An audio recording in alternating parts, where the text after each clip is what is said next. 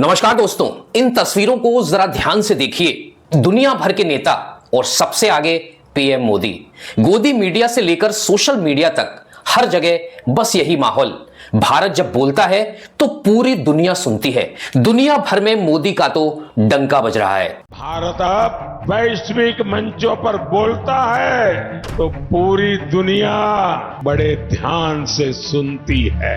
National forum पर आज भारत बोलता है और लोग कान खोलकर सुनते हैं कि भारत बोल क्या। सुपर ह्यूमन या पॉपुलर पॉलिटिशियन, विजनरी या रेवोल्यूशनरी, क्या है नरेंद्र मोदी? सुपरमैन एक काल्पनिक चरित्र है। सियासत की दुनिया में अपने प्रधानमंत्री नरेंद्र मोदी भी सुपरमैन साबित हो रहे हैं। सोशल मीडिया की भाषा में कहें तो चीन भी कह रहा है कि आएगा तो मोदी ही। लेकिन अब एक दूसरी खबर भी देखिए। यूएनएससी यानी यूनाइटेड नेशंस सिक्योरिटी काउंसिल ने पाकिस्तान को एंटी टेररिज्म कमेटी का वाइस प्रेसिडेंट बना दिया है। जी हां, वही पाकिस्तान जो भारत में आतंकवाद फैलाता है, जिसे हम अपनी कूटनीति के बल पर दुनिया से अलग थलग करने चले थे। उसी पाकिस्तान को अब एक एंटी टेरर प्लेटफॉर्म पर लीडरशिप करने का मौका दिया जा रहा है। मतलब अब दूध की रखवाली खुद बिल्ली करेगी। ये वही आसिम मुनीर हैं जिनके लिए कहा जा रहा है कि पहलगांव आतंकी हमला उसी के इशारे पर हुआ। यूएस जहां एक तरफ हमें स्ट्रेटेजिक पार्टनर कहता है, वहीं ऑपरेशन सिंदूर के बाद से वो भारत और पाकिस्तान दोनों को इक्वली ट्रीट कर रहा है। जबकि इस हमले में हमने अपने 26 बेकसूर लोगों की जान गंवाई है। वहीं दूसरी तरफ सब कुछ जानते हुए भी चीन खुलकर पाकिस्तान को मिलिट्री सपोर्ट दे रहा है। पाकिस्तान के साथ वॉर लाइक सिचुएशन के बाद भारत ने 33 देशों में अपने 7 डेलीगेशंस भेजे। इन डेलीगेशंस का मकसद था दुनिया भर में जाकर एक स्ट्रॉन्ग मैसेज देना कि पाकिस्तान हमारी जमीन पर आतंकवाद को बढ़ावा दे रहा है और भारत आतंकवाद को लेकर जीरो टॉलरेंस की नीति अपनाता है। लेकिन सवाल यह है कि इतना सब करने के बावजूद भी क्या किसी देश ने खुलकर पाकिस्तान की निंदा की? क्या किसी ने भी साफ साफ कहा कि हां, पाकिस्तान टेररिज्म में शामिल है? दोस्तों, इसका जवाब है बिल्कुल भी नहीं। अगर आप दुनिया भर के रिएक्शन देखें तो वो काफी डिप्लोमेटिक और सॉफ्ट नजर आते हैं। अब यहां पर एक और इंटरेस्टिंग बात है। जो देश पहले कभी भारत के करीबी माने जाते थे, जो हर इंटरनेशनल फोरम पर खुलकर हमारे पक्ष में बोलते थे, वो भी इस बार चुप हैं। यहां तक कि हमारे पड़ोसी वो भी न्यूट्रल जोन में खड़े दिखाई देते हैं। तो ऐसे में सवाल उठता है कि आखिर वो कौन से देश हैं जिनमें भारत का डंका बजता था?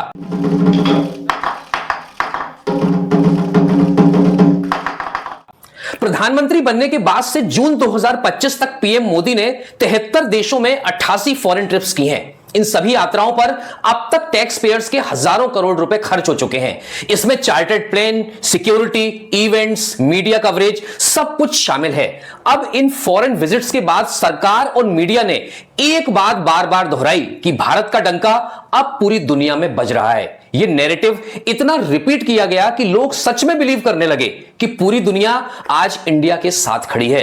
कभी अमेरिका के ह्यूस्टन में हाउडी मोदी हुआ तो कभी ऑस्ट्रेलिया के स्टेडियम में मोदी मोदी गूंजने लगा। यूरोप हो या गल्फ कंट्रीज, हर जगह मोदी जी की प्रेजेंस को हिस्टोरिक बताया गया। गोदी मीडिया ने यह इंप्रेशन बनाया कि ये लीडर्स सिर्फ भारत नहीं, पूरी दुनिया के इंडियंस की भी शान है। हर फॉरेन विजिट को ऐसे कवर किया गया जैसे इंडिया ने कोई डिप्लोमेटिक वॉर जीत ली हो, मानो भारत ने अमेरिका को झुका दिया हो। यूएन में अब भारत की आवाज गूंजने लगी हो और इंडिया अब बस विश्व गुरु बनने ही वाला है। सबसे बड़े लीडर कौन है इस वक्त दुनिया के? अभी मोदी जी फिलहाल में हैं। ऑलराइट। यूक्रेन और रशिया का युद्ध कौन रुकवाएगा? मोदी जी रुकवाएंगे। इजराइल पैलेस्टीन का समाधान कौन लाएगा? मोदी जी लाएंगे। डोनाल्ड ट्रंप को कौन जितवाएगा? मोदी जी जितवाएंगे। रशिया में डेमोक्रेसी कौन लाएगा? मोदी जी लाएंगे। है कि नहीं सर? यस। है कि नहीं? गोदी मीडिया ने पूरे देश में एक नैरेटिव बनाया कि बेसिकली मोदी जी ही पूरी दुनिया को चला रहे हैं। लेकिन ग्राउंड रियलिटी बिल्कुल इसके अपोजिट है। क्योंकि इंडिया को यूएन में ना तो आज तक परमानेंट मेंबरशिप मिल पाई है और ना ही हम एनएसजी यानी न्यूक्लियर सप्लायर्स ग्रुप का हिस्सा बन पाए। और सबसे क्रिटिकल बात तब सामने आई जब पाकिस्तान के साथ हमारे टेंशन्स बढ़े और इंडिया को जरूरत थी अंतरराष्ट्रीय दबाव की। उस वक्त कोई भी देश खुलकर इंडिया के सपोर्ट में नहीं आया। मोदी है तो मुमकिन है। जो देश दशकों से दोस्त बताए जा रहे थे वो भी डिप्लोमेटिकली न्यूट्रल बने रहे। ना तो किसी देश ने हमको कोई ओपन सपोर्ट दिया और ना ही कोई स्ट्रॉन्ग डिप्लोमेटिक स्टैंड लिया। और यहीं से एक बड़ी बात सामने आती है कि ये जो विदेश यात्राओं पर भारी इन्वेस्टमेंट हुआ उसका एक्चुअल डिप्लोमेटिक रिटर्न कितना मिला, क्योंकि जो विदेश नीति पहले कभी भारत की ताकत हुआ करती थी अब वही कमजोर पड़ती नजर आ रही है। किसी भी देश की फॉरेन पॉलिसी का सबसे बड़ा टेस्टिंग ग्राउंड होता है उसके पड़ोसी देश, क्योंकि ग्लोबल ताकत बनने के दावे तभी मायने रखते हैं जब आपके सबसे करीबी पड़ोसियों में आपका भरोसा बना रहे। यहां अफसोस की बात यह है कि हमारी सरकार एक तरफ तो इंडिया को राइजिंग ग्लोबल पावर बताती है लेकिन अपने पड़ोसी देशों में ही भरोसा कायम नहीं कर पा रही है। एग्जाम्पल के तौर पर बांग्लादेश को देखिए, जो एक वक्त में भारत का करीबी स्ट्रेटेजिक पार्टनर था, आज वो एक तरफा तरीके से आगे बढ़ रहा है। इंडिया के साथ रिश्ते अब उसकी प्रायोरिटी नहीं लगते। वहीं मालदीव की बात करें तो जहां पहले इंडिया फर्स्ट की पॉलिसी का जिक्र होता था, अब वहां की गवर्नमेंट इंडिया आउट कैंपेनिंग को ओपनली सपोर्ट कर रही है। सिर्फ इतना ही नहीं, चीन की मदद से जो इंफ्रास्ट्रक्चर प्रोजेक्ट्स वहां बन रहे हैं वो दिखाते हैं कि अब मालदीव्स अपने फॉरेन अलाइनमेंट में मेजर शिफ्ट कर रहा है और उसमें इंडिया कहीं नजर नहीं आ रहा। फिर आते हैं खाड़ी देश यानी कि गल्फ नेशंस। एक समय था जब इन देशों के साथ इंडिया के टाइज बेहद स्ट्रांग थे, चाहे वो ट्रेड हो, स्ट्रेटेजिक पार्टनरशिप हो या फिर वहां रह रहे मिलियंस ऑफ इंडियन वर्कर्स की बात हो। लेकिन अब डायनेमिक्स यहां भी बदल रहे हैं। ईरान जैसे पारंपरिक दोस्त ने भी अब हमसे डिस्टेंस बना लिया है, चाहे वो चाबहार पोर्ट की बात हो या अफगानिस्तान से जुड़ी पॉलिसीज। ईरान अब भारत को उस नजर से नहीं देखता जैसे वो पहले देखा करता था। दोस्तों, इसके पीछे एक बड़ी वजह है गाजा संघर्ष पर भारत का पूरी तरह इजराइल के पक्ष में खड़ा होना। जब गाजा पर इजरायली अटैक्स हुए तो भारत में रूलिंग पार्टी के लीडर्स और कुछ सोशल मीडिया ट्रोल्स ने इजराइल को ओपनली सपोर्ट किया, जबकि गल्फ कंट्रीज और ब्रॉडर मुस्लिम वर्ल्ड सालों से फिलिस्तीन के फेवर में आवाज उठाते आए हैं। ऐसे में भारत का खुलकर इजराइल के साथ खड़े होना कई इस्लामिक देशों को चुभ गया। इसके अलावा सीएए और एनआरसी जैसे कंट्रोवर्शियल स्टेप्स भी इन रिश्तों में खटास डालने वाले रहे। तुर्की ने तो इसका खुलकर विरोध भी किया। प्रेसिडेंट अर्दोआन ने पहले कश्मीर को लेकर भारत की पॉलिसीज पर सवाल उठाए थे और अब गाजा को लेकर भी उन्होंने इंडिया को ओपनली क्रिटिसाइज किया। उधर मलेशिया भी यूएन में भारत के खिलाफ बोल चुका है। दोस्तों, यही कारण है कि जब भारत को सच में ग्लोबल सपोर्ट की जरूरत थी उस वक्त इस्लामिक कंट्रीज ने या तो चुप्पी साध ली या फिर पलटकर देखना तक जरूरी नहीं समझा। और इसकी जड़ कहीं ना कहीं हमारी प्रेजेंट डोमेस्टिक पॉलिटिक्स में है। सोशल मीडिया से लेकर गोदी चैनलों की टीवी डिबेट्स और यहां तक कि संसद तक में जो इस्लामोफोबिया दिखता है उसका असर सिर्फ इंडिया के अंदर नहीं बाहर की दुनिया पर भी पड़ रहा है। मोदी साहब सिरे नहीं ले रहे हैं, सिरे ले रहे हैं देश के वैज्ञानिक। ओए बड़वे, ओए उग्रवादी सिरे ले रहे हैं। ए उग्रवादी बोलने भी दुआ कभी खड़ा होगा, ये बता रहा हूं। ए उग्रवादी कटवे सर, ये जो श्रेय अगर जाता है तो देश के प्रधानमंत्री को जाता है। प्लीज ये आतंकवादी है, उग्रवादी है, ये मुल्ला आतंकवादी है। इंडिया की फॉरेन पॉलिसीज की मुश्किलें सिर्फ मुस्लिम देशों तक सीमित नहीं है, बल्कि हमारे कुछ नॉन मुस्लिम पड़ोसी देश भी अब एक एक करके दूर होते जा रहे हैं। जैसे नेपाल को ही देख लीजिए। कभी वहां भारत का पॉलिटिकल और इकोनॉमिक इंफ्लुएंस बहुत स्ट्रांग था, लेकिन अब चीजें बदल रही हैं। नेपाल ने चीन के साथ बॉर्डर मैपिंग एग्रीमेंट साइन कर लिया है। यहां तक कि उनकी संसद ने भारत के कुछ हिस्सों को अपने नक्शे में भी शामिल कर लिया है। इंडिया ने इसका विरोध किया, लेकिन ग्राउंड पर कोई मेजर एक्शन नहीं लिया गया। इसके बाद इंडिया नेपाल बॉर्डर पर कई बार टेंशंस भी देखने को मिले। कुछ केसेस में तो सिक्योरिटी फोर्सेस के बीच आपस में झड़प तक हो चुकी है। अब बात करते हैं भूटान की, जो ट्रेडिशनली भारत का सबसे भरोसेमंद अलाय रहा है, लेकिन अब वहां भी उनकी चीन के साथ डिप्लोमेटिक बातचीत शुरू हो चुकी है। यानी वो दूरी जो कभी जीरो थी अब धीरे धीरे बढ़ने लगी है। श्रीलंका की सिचुएशन तो और भी कॉम्प्लेक्स है। चाइना वहां पोर्ट्स और एयरपोर्ट्स में बड़ी इकोनॉमिक पकड़ बना चुका है। कोलंबो पोर्ट सिटी और हेमनटोटा पोर्ट, ये दोनों प्रोजेक्ट्स अब लगभग चीन के कंट्रोल में हैं। लेकिन इन सब के बावजूद हमारे यहां मेन स्ट्रीम मीडिया यही दिखाता रहा कि पड़ोसी देश भी मोदी के फैन हैं। सुपरमैन एक काल्पनिक चरित्र है। सियासत की दुनिया में अपने प्रधानमंत्री नरेंद्र मोदी भी सुपरमैन साबित हो रहे हैं। सोशल मीडिया की भाषा में कहें तो चीन भी कह रहा है कि आएगा तो मोदी ही। भारत में रहना है तो प्रधानमंत्री ने जो बोला है चुपचाप उसको फॉलो करो।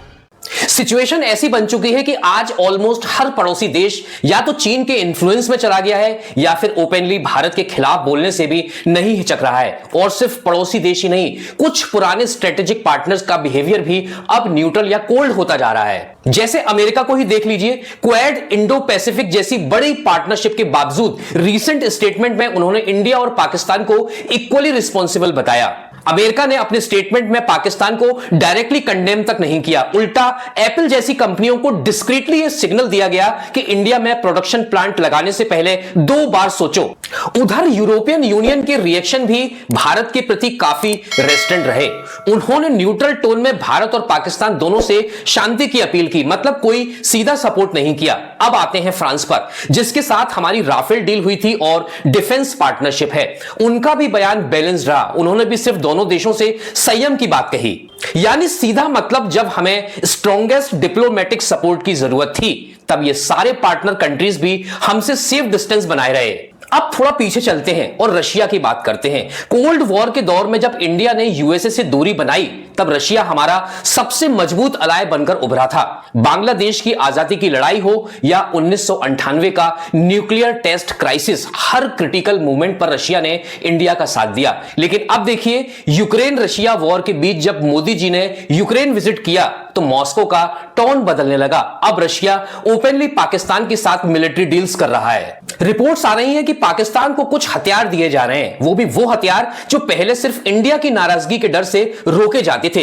ये सिर्फ एक डिप्लोमेटिक सेटबैक नहीं है, बल्कि ये दिखाता है कि फॉरेन पॉलिसीज को जब पर्सनैलिटी कल्ट और मीडिया ग्लैमर से चलाया जाता है तो रिजल्ट हवा में उड़ते हुए गुब्बारे जैसा होता है। ऊपर से तो शाइनी लगेगा लेकिन अंदर से खोखला होगा। इंटरनेशनल लेवल पर जब कोई देश किसी और देश के लिए स्टैंड लेता है तो वो किसी एक इंडिविजुअल को देखकर डिसीजन नहीं करता, वो देखता है उस देश की पॉलिटिकल स्टेबिलिटी कैसी है, डेमोक्रेसी कितनी मैच्योर है और उस देश की फॉरेन पॉलिसीज कितनी बैलेंस्ड हैं। और अनफॉर्चुनेटली आज की तारीख में भारत की इमेज इन तीनों ही पैरामीटर्स पर सवालों के घेरे में है। जब प्रेस की फ्रीडम पर सवाल उठते हैं, जब रिलीजियस फ्रीडम और सिटीजन्स के बेसिक राइट्स को लेकर इंटरनेशनल रिपोर्ट्स बार बार नेगेटिव होती है तो दुनिया के बड़े बड़े डेमोक्रेटिक देशों के लिए आपके साथ खड़े होना मुश्किल हो जाता है। और इसका एक ताजा एग्जाम्पल हमें तब देखने को मिला जब भारत पाकिस्तान के बीच टेंशंस बढ़े तो ना अमेरिका रशिया खुलकर हमारे साथ आए, ना यूरोप के देशों ने कोई स्ट्रॉन्ग स्टेटमेंट दिया। सभी ने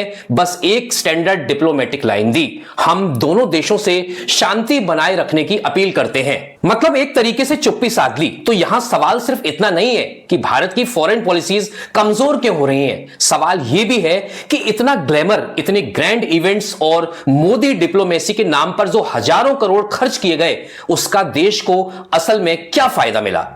यहां मैं देश के प्रधानमंत्री से सीधा पूछना चाहूंगा कि क्या अब भारत की फॉरेन पॉलिसीज स्टेडियम में गूंजते स्लोगन से तय होती हैं? क्या डिप्लोमेसी सिर्फ कैमरा, सेल्फीज और शाइनी ब्रांडिंग्स तक सीमित रह गई है? क्यों जब भारत को सच में दुनिया की जरूरत पड़ी तब कोई हमारे साथ खुलकर खड़ा नहीं दिखा? क्यों जो दोस्त कभी ग्लोबल प्लेटफॉर्म्स पर इंडिया की तरफ से बोलते थे वो आज न्यूट्रल हो गए हैं या फिर दूसरी साइड खड़े हैं? सच्चाई यह है दोस्तों कि जो डिप्लोमेटिक फाउंडेशन सालों की मेहनत से तैयार हुई थी उसे अब टेलीप्रॉम्प्टर स्पीचेस, मीडिया शो और ब्रांडिंग के नाम पर कमजोर किया जा रहा है। यह बात सच है कि नेहरू, इंदिरा, राजीव, मनमोहन सिंह के टाइम पर इंडिया की फॉरेन पॉलिसी ज्यादा बोलती नहीं थी लेकिन वो असरदार हुआ करती थी। पड़ोसी देश हो या पुराने स्ट्रेटेजिक पार्टनर्स इंडिया पर भरोसा रखते थे। ऐसा मैं क्यों कह रहा हूं, इसे आप एक ताजा एग्जांपल से समझिए। साल 2008 मुंबई के 26/11 आतंकी हमले के बाद यूएस प्रेसिडेंट बराक ओबामा कहते हैं India has the right to self defence. बड़े साफ शब्दों में उनका कहना था कि भारत को आतंकियों को टारगेट करने का अधिकार है। अमेरिका ने किस हद तक सपोर्ट किया था इंडिया को उस वक्त, इसका अंदाजा आप इस बात से लगा सकते हैं कि इस आतंकी हमले के एक साल बाद नवंबर 2009 में भी भारत के प्रधानमंत्री मनमोहन सिंह और अमेरिकन प्रेसिडेंट बराक ओबामा के द्वारा एक ज्वाइंट स्टेटमेंट दी जाती है इसमें कहा जाता है कि दोनों देशों का यहां शेयर्ड इंटरेस्ट है अफगानिस्तान और पाकिस्तान के आतंकी अड्डों को खत्म करने में। ओबामा ने एक बार फिर से उस आतंकी हमले की कड़ी आलोचना की और पाकिस्तान को आतंकियों के खिलाफ एक्शन लेने को कहा। अब इसे आप कंपेयर कीजिए आज के समय से। पहलगांव आतंकी हमले के बाद अमेरिकन प्रेसिडेंट डोनाल्ड ट्रंप का क्या इनिशियल रिएक्शन रहा? उन्होंने कहा कि मैं भारत के बहुत क्लोज हूं और पाकिस्तान के भी बहुत क्लोज हूं। जबकि इस आतंकी हमले की जिम्मेदारी एक पाकिस्तानी आतंकी ग्रुप टीआरएफ ने ली थी। इसके बावजूद भी पाकिस्तान को कंडेम करने की बजाय ट्रंप ने एक सिंगल ब्रेथ में भारत और पाकिस्तान की बात की कि वो दोनों देशों के करीब है। ट्रंप के मुंह से इस तरीके की न्यूट्रल स्टेटमेंट सुनना बड़ी ही हैरान करने वाली चीज है, जबकि प्रधानमंत्री मोदी ने डोनाल्ड ट्रंप के लिए क्या नहीं किया। सितंबर 2019 में ह्यूस्टन में जाके प्रधानमंत्री मोदी ने कहा था, अब की बार ट्रंप सरकार। We in India have connected well with President Trump. The words of candidate Trump. अब की बार ट्रंप सरकार। उसके बाद फरवरी 2020 में डोनाल्ड ट्रंप के लिए इंडिया में एक भारी भरकम इवेंट करवाया गया, नमस्ते ट्रंप। नमस्ते Trump, India friend, the president of the United states of America, mister Donald Trump. लेकिन क्या फायदा हुआ इन सब नाटक का? जब जरूरत पड़ी तो डोनाल्ड ट्रंप ने इंडिया को अब सपोर्ट भी नहीं किया। उल्टा पाकिस्तान के आर्मी चीफ को अब स्पेशली व्हाइट हाउस में इनवाइट किया जा रहा है ट्रंप के द्वारा। प्रधानमंत्री मनमोहन सिंह ने तो ऐसा कुछ भी नहीं किया था बराक ओबामा के लिए, लेकिन फिर भी ओबामा ने एक के बाद एक इंडिया के फेवर में स्टेटमेंट्स दी थी। इतने बड़े डिप्लोमेटिक फेलियर के पीछे एक बड़ी वजह यह है कि अब मोदी सरकार ने फॉरेन पॉलिसी को भी एक इवेंट बना दिया है। हर फॉरेन ट्रिप एक चुनावी शो बन गई है। मोदी की हर फॉरेन विजिट से पहले बाकायदा प्लानिंग की जाती है, जिसमें एनआरआई इवेंट्स, बैनर्स, कैमरे सब कुछ शामिल होता है। और फिर उसके बाद काम शुरू होता है गोदी एंकर्स और बीजेपी आईटी सेल का। ये लोग मोदी के गुब्बारे में हवा भरने का काम करते हैं कि ये देखो मोदी का क्या जलवा है, इंडिया से बाहर रह रहे लोग भी उनके दीवाने हैं। ये देखो हमारे विदेश मंत्री एस जयशंकर ने क्या करारा जवाब दिया है, सबकी बोलती बंद कर दी है। यही है न्यू इंडिया का अंदाज। लेकिन दोस्तों, डिप्लोमेसी में तालियों और एटीट्यूड से ज्यादा जरूरी होता है ट्रस्ट, और ये ट्रस्ट बनता है अच्छी पॉलिसीज से, जेन्युइन पार्टनरशिप से, और सबसे इंपॉर्टेंट एक मजबूत डेमोक्रेटिक आइडेंटिटी से। ये संपत्ति इकट्ठी करके किसको बांटेंगे? जिनके ज्यादा बच्चे हैं उनको बांटेंगे। हैरान हो जाएंगे। इस रिपोर्ट के मुताबिक The Muslim population has gone up by 43+%. 43% बढ़ी है। The Hindu population has gone down in an equal period by 7.82%. 8% कम हुई है। Think about this. It's crazy. एक साजिश चल रहा है भारत को गजवाए हिंद करने का, इस्लामिक स्टेट बनाना चाहते। अगर आपकी पहचान वाइब्रेंट डेमोक्रेसी की जगह डिवाइसिव पॉलिटिक्स और वीक इंस्टीट्यूशन से होने लगे तो दुनिया भी आपको सीरियस लेना बंद कर देती है, और शायद कुछ हद तक ये ऑलरेडी हो भी रहा है। दोस्तों, आप क्या सोचते हैं इस बारे में? नीचे कमेंट करके जरूर बताइएगा। बहुत बहुत धन्यवाद दोस्तों।